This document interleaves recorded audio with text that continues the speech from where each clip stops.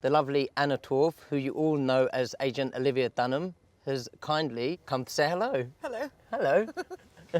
Thank you for stopping filming, come to speak to Sky One today. That's a pleasure. Talk to me about Olivia. Tell me a little bit about her character. I'm terrible at answering these questions. I shouldn't be. We've been doing it for a year, but she still kind of baffles me.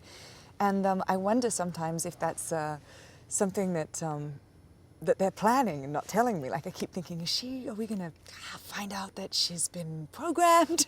We're going to find out that she's kind of like not human or a robot, or why she's kind of... When we met her, she was just this, happy-go-lucky, very hardworking, professional FBI agent, albeit having a little, love affair with one of her co-workers. But then all sort of, all these awful things started happening, and she got a little serious. She got very serious very quickly. Yeah, very quickly. Yeah, and she's sort of out to save the world, I think, and herself at the same time. Okay, there's an interesting dynamic between Olivia, Walter and Peter. I always feel like there's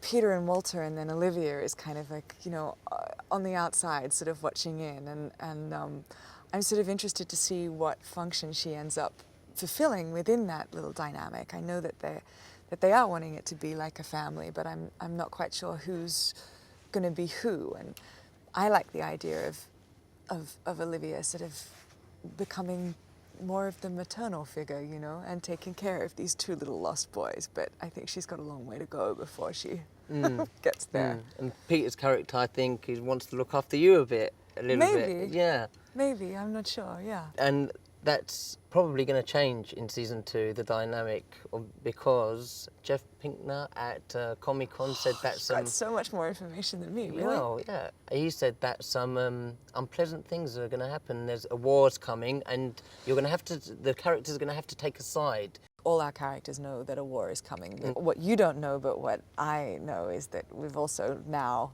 met with William Bell and got like a little bit more information than we had at the end of last season. But pick a side, I don't know, maybe if that is to pick a side between, I don't know, that's interesting. I'm going to ask about that. Let me know. When I will. Okay, email Sky One. Yeah. You film a lot in the sensory deprivation tank. Yes, and I heard rumours. I was there. I did film inside it. But did they put water in for you? No, no water. Well, it doesn't count. Well, it doesn't count, but you need to explain to me what that's like, filming that tank full of water with those electrodes all over. All over. Yeah. I know.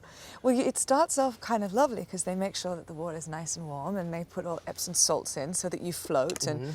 You're sitting on a plank of wood. It's like a spa. Yeah. But, a scene takes a while to shoot, so 4 hours in, and it's not a spa. Your hair, the things are falling into your hair. You've got frog fingers, and you just want out. You can hold your own in a fight as well. She's a bit of a tough nut, isn't she? Yes, she is. Tough. Yeah, she is. How do you prepare for those action sequences? We've got really fantastic stunt coordinators that just go through it all so that it's really safe, you know exactly what you're doing. It's like choreographing a dance, and then you do it. But it's always more fun getting hit than it is hitting, because that's when you get to really sell the reaction and stuff. So I need to ask you yes. about the Observer, because I recently found out that there are actually... More than one? Yes! That's because we moved. 12, possibly. Really? You're making out like you can't tell me anything.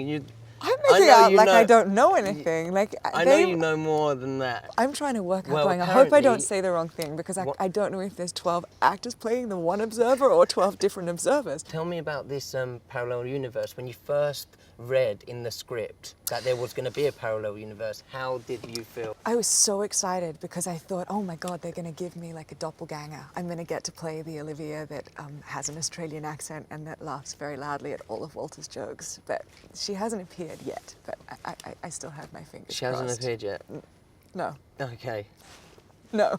You know when you were crying in season 1? In the first episode, there was a lot of tears. You've been really serious after that. Oh, but in the back of the ambulance? Yeah, I was quite impressed with the tears. Thank you. How do you, I want to know how you create them, because so many times I see actors, right, they cry, and don't see any tears, and it's like, why, that doesn't make sense to me. How did you create your tears? That day was actually, that was in our 22nd hour of work, and we'd shot all through the night, and it was the last scene that we shot of the pilot, and so I knew that I was going to say goodbye to everyone, and I just sat and cried. Oh, Yeah. it's brilliant though. It looked absolutely, yeah, very good. I was crying. Every episode we see some crazy, bizarre things. What for you has been the most bizarre one? I hate all of that stuff in the lab, like all of the bodies being ripped apart. I find, well, I don't look, like I just don't like it. There was one early on where they were pulling an eye out of the eye socket, and they'd made this amazing prosthetic that looked exactly like the actress. And and the actress had been lying there. So I'd come in and I'd been chatting to her, and then I'd just gone off, I don't know, to get my makeup fixed or something, and I walked back on and her eyeball was out with the machine, but they'd switched her out in the time I was off, and that was quite revolting. Thank you so much. Thank you so much. Pleasure to meet you.